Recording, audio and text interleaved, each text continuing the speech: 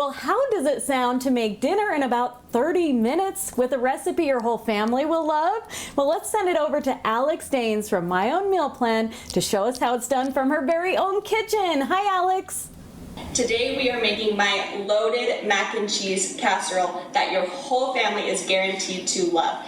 To make this recipe is actually really simple and only requires a handful of ingredients. All you're going to need is 1 pound of ground beef. You can also use ground turkey or ground chicken, whatever you're liking. Today I'm going to be using ground beef, 1 onion, some garlic, some cooked macaroni noodles, cheese, 2 cans of diced tomatoes, and seasoning, so salt and peppers, and those things that are going to add those delicious flavors. Already in my bowl, I have browned my meat. I did that on just saute in my frying pan in my kitchen, cooked it all the way through with a little bit of onion and garlic in there until the onion is translucent. One tip that I have with making casserole dishes, any dish that is going to require onions that are going to be baked in the oven, you always want to cook your onions on your stovetop first and get them cooked down so that they're translucent and soft. Otherwise, they're going to be really crunchy in your casserole dishes. So that's one little tip with casseroles that are going to make them taste better. So I've already got it in here. I've got my ground turkey, I've got my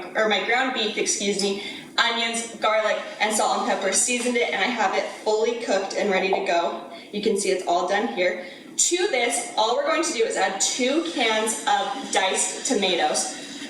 So I've already got my elbow macaroni cooked. It's all ready to go. I've got my meat cooked. I've added my canned tomatoes in here. Next, we just need to incorporate the noodles and the meat. So we're just going to take these 2 bowls and combine them. Again, this is a pound of macaroni, and you can do it in sections if your bowl is not big enough.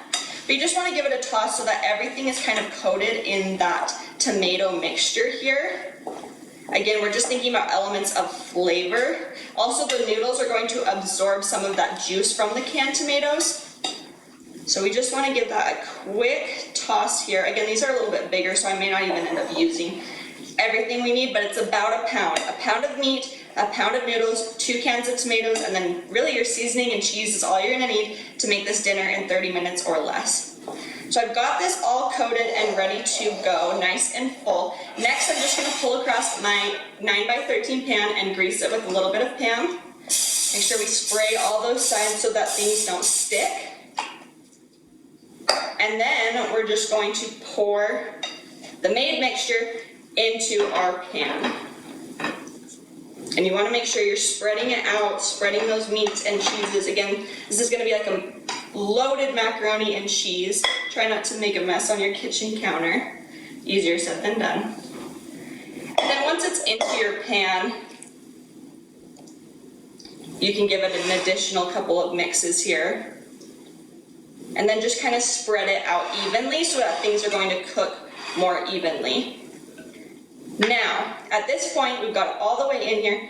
This is a mac and cheese recipe, so we have to add our cheese. So I have 2 cheeses in here. I have shredded mozzarella and shredded cheddar cheese. You can use whatever cheese you have on hand. Another thing that would be really good is blocks and dollops of cream cheese in here. Would be delicious. But we just take our cheese and we cover that all over the top of this casserole dish. All you want to do next, you preheat your oven to 350, cover this with a little bit of foil, and bake it for 30 minutes, maybe 20 minutes. You just want to cook it through so that everything is warm and the cheese is nice and bubbly. You can find this recipe along with many other recipes on my blog at myownmealplans.com. You can also follow me on Instagram at myownmealplan, where I'm constantly sharing new tips and tricks for easy cooking and easy recipes. Thanks for having me. Thanks for joining me from my kitchen today, and I hope everybody's having a great day.